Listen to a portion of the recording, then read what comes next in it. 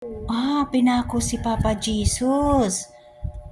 Pinako. Kawawa naman si Papa Jesus.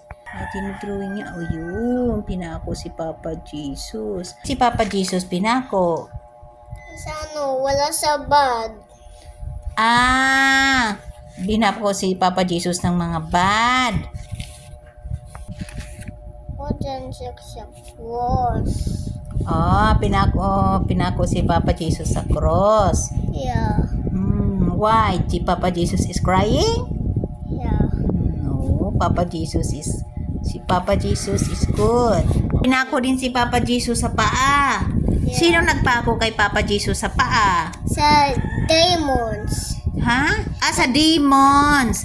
Pinako si Papa Jesus ng mga demons. So, we pray, Papa Jesus. So, be a good boy para hindi ipapako si Papa Jesus, okay? Okay. So, be a good boy always and pray para hindi si Papa Jesus ipapako ng mga demons. Sino nagpapako? Si Mga demons. Mga demons. Okay. So, Yeah. So, mag-pray kay Papa Jesus, mag-thank you, Papa Yan Jesus. yung house kay Papa Jesus. Yan yung house niya. Saan ang house ni Papa Jesus? Yan maliit. Maliit ang house ni Papa Jesus. Yeah. Dagatan. Kuha yung demon yung dami diamond sa house niya.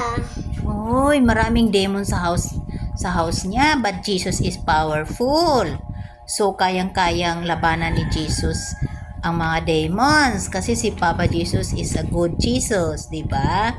So, kayang-kayang labanan ni Papa Jesus si Ganyan demons. si Papa Jesus. Paano? Nakaganyan. Yeah. Nakaganyan si Papa Jesus. Kawawa naman si Papa Jesus. Kaya be a good boy, para hindi si Papa Jesus ipapako ng mga demons, Okay, I love you, Papa Jesus. Say, I love you, Papa Jesus. I love you, Papa Jesus.